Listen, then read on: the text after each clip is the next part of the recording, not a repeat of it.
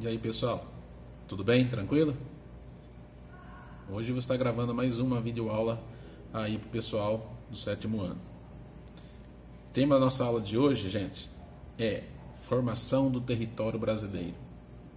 Aí vocês têm que estar com o manual aberto da página 54 até a página 61, ok? Então eu vou estar vendo com vocês aí da página 54 até a página 61. Tá? Vocês perceberam hoje que hoje a aula vai ser um pouco diferente. Preparei alguns slides. Nesses slides aqui, eu quero que vocês façam aí a leitura comigo. Eu vou explicando aqui cada um desses slides. Tudo bem, gente? Bora lá então. Formação do território brasileiro, né? Aqui a gente fala a respeito dos contornos do Brasil. Os contornos do nosso país, né, nem sempre foram como é hoje. Quando você vê o mapa do Brasil hoje, você tem que saber que nem sempre ele foi daquele jeito, né? Lembra que o nosso país ele passou por diversos tratados, mudando aí a configuração territorial, né? Muitas terras que pertencem atualmente ao Brasil, que foram conquistadas ou através de guerras, né? Acordos, tratados ou compradas de outros países. Então vocês vão notar aí ao longo dos slides que o nosso país, na verdade, ele foi chegando nessa configuração que nós temos hoje através de conquistas de terras, né, através de acordos, tratados, feito com alguns outros países, como por exemplo aí o Acre, né, que foi comprado da Bolívia. Aqui, gente, fala um pouquinho a respeito, né, dos povos. Só isso aqui tem um pouquinho a ver com a nossa aula anterior, dos povos que já ocupavam o território brasileiro, tá? Como o povo Aruaque, o Tupi-Guarani, o G, né, são aqui as famosas populações nativas, né? Os indígenas, tudo bem? Aqui, relembrando um pouquinho da nossa aula passada, ele fala da primeira divisão que foi feita no território brasileiro. Nós chamamos de Tratado de Tordesilhas. Na aula passada eu falei para vocês, né? Tratado de Tordesilhas, que foi lá a divisão do território brasileiro, né? Entre Portugal e Espanha, para ver quem ia comandar cada lado do território brasileiro. Formação do território brasileiro também, aqui ó, comentei na aula passada, que do lado do território brasileiro, do lado que Portugal tomou conta, foi dividido nas famosas capitanias hereditárias. Tá? O que seriam essas capitanias hereditárias aí? É uma forma de você administrar melhor o território. No próximo slide aqui, ele mostra para nós essas capitanias. Por exemplo, tá vendo? Aqui ó, cada uma dessas faixas aqui é uma capitania. Então, cada capitania era como se fosse, nos dias de hoje, um estado, tá certo? Então, cada donatário tinha que administrar, né, e povoar cada uma dessas capitanias aqui. Lembrando que esse lado aqui é só o lado do território português. E esse outro lado aqui não tinha capitania, era o lado que a Espanha tomou conta. Ok? Seguindo.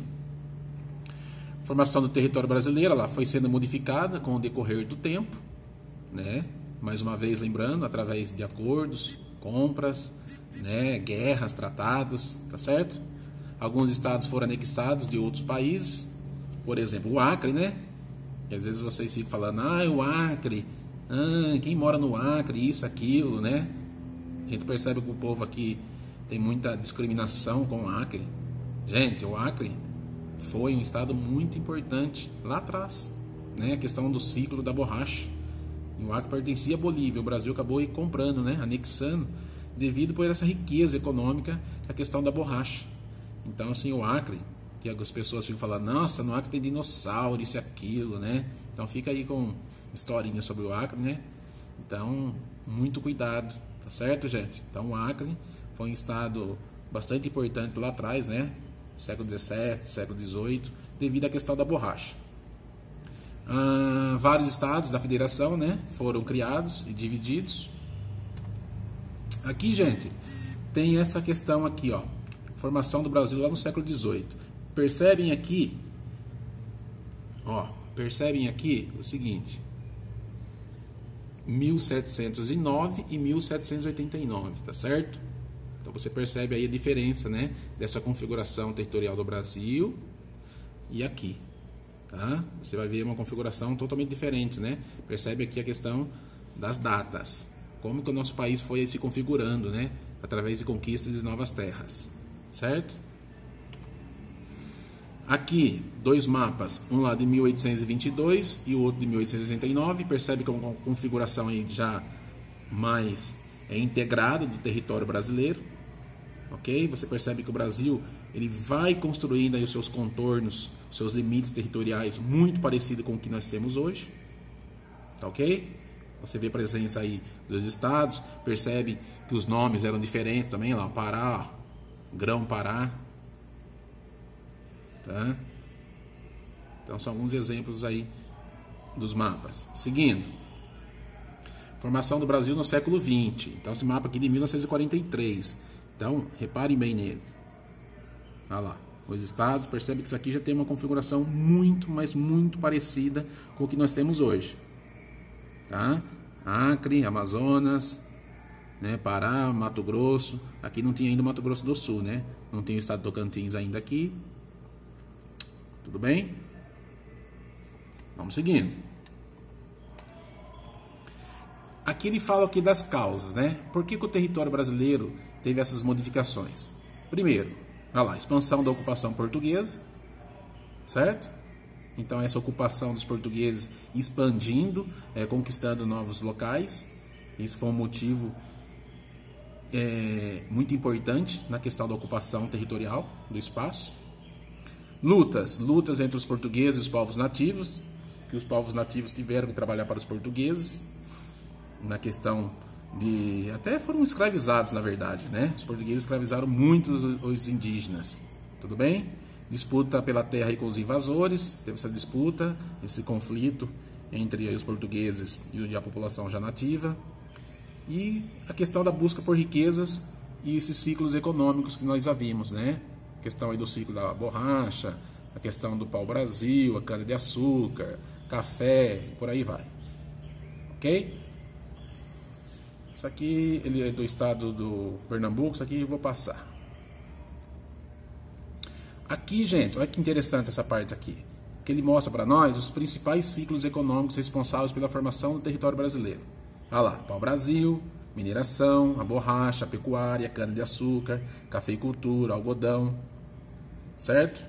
Desses aqui, todos teve a sua importância, gente, todos teve a sua importância, né?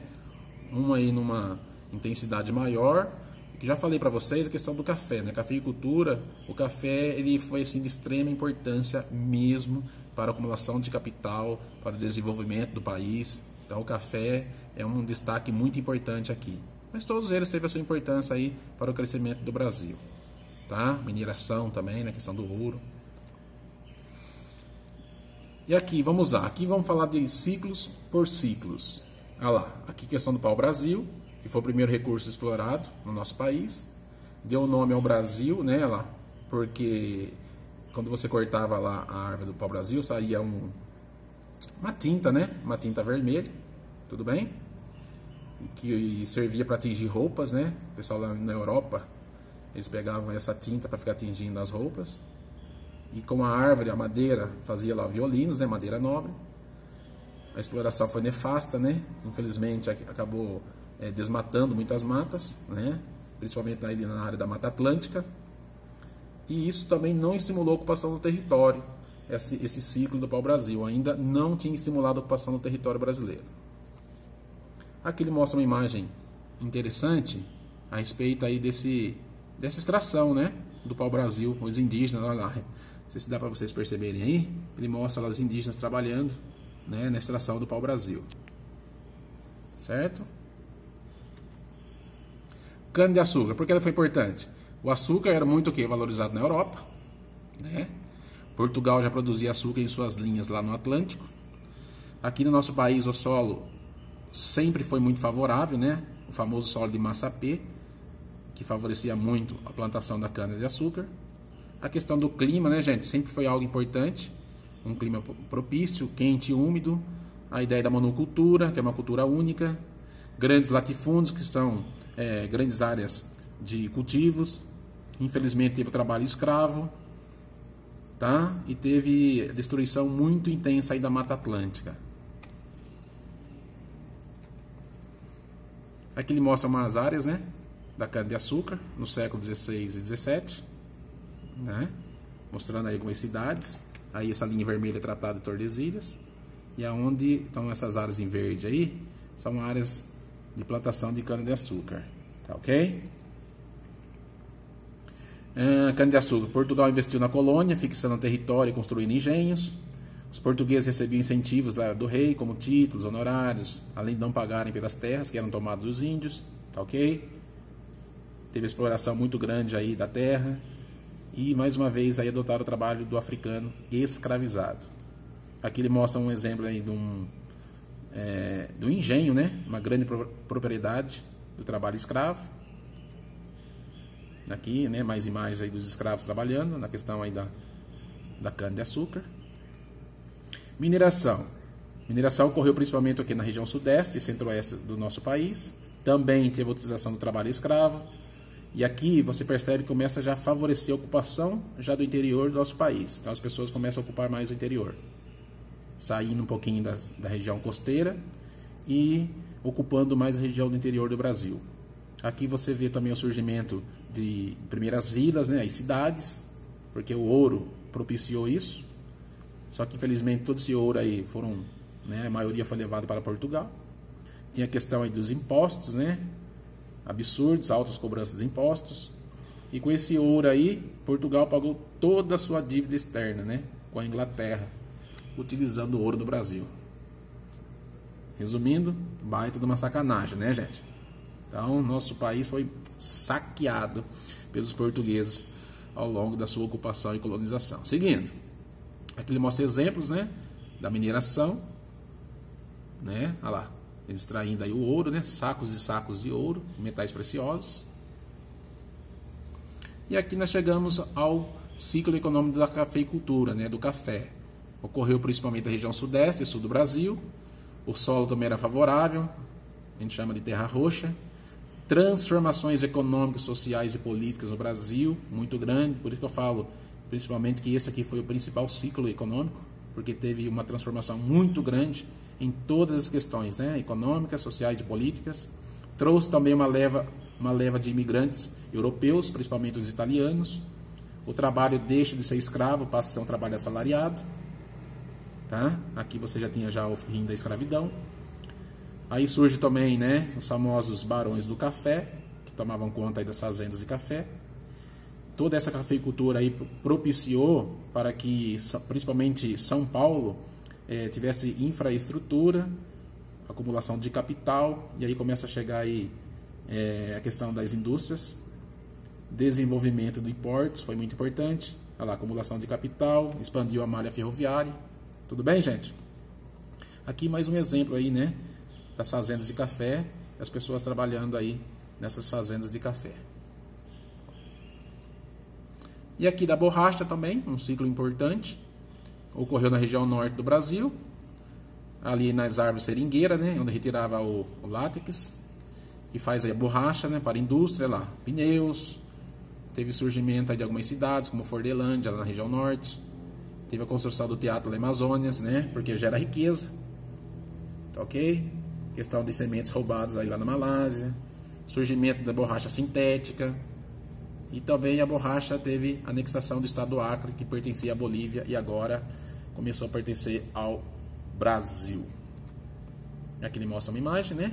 Eles extraindo aí o látex da seringueira. Tudo bem? E aqui do algodão, o algodão não foi assim tão importante como foi aí a borracha, a cana-de-açúcar, o café e o ouro, né? Mas teve também. Em áreas do nordeste do Brasil, né, surgiram lavouras de algodão que produziam matéria-prima para as pequenas manufaturas locais, tecidos, fios e linhas. Tudo bem? Deixa eu fechar aqui. E aqui ele mostra um exemplo aí do algodão, né? O algodão hoje no nosso país assim tem bastante ainda, mas não é o forte da economia do nosso país. A pecuária também favoreceu um pouquinho mais lá atrás, né? A interiorização do povoamento, questão dos rebanhos, o mercado interno, né? A questão aí, o gado bovino era um produto que complementava a economia do açúcar. Tudo bem? A pecuária aconteceu muito no interior do Brasil, né? Principalmente ali na região ali, ó, do Nordeste, especialmente ali na região do São Francisco, né? por aí foi. E aqui um exemplo aí da pecuária. Bom, as atividades econômicas foram um fator essencial para a expansão territorial brasileira. Aqui finalizando, tá ok, pessoal? Nossa economia colonial girava em torno da produção de gêneros primários, né? Questão aí da agricultura e pecuária, voltados para a sua maior parte aqui, para exportação. Então, esses produtos aqui, principalmente para a área de exportação. Não ficava muito pouco aqui no nosso território. Ok? Bom, pessoal, assim, acho que de maneira aí um pouco resumida, né? Eu tentei passar para vocês aqui essas informações sobre esse assunto, né? A questão da ocupação territorial do Brasil. Ok?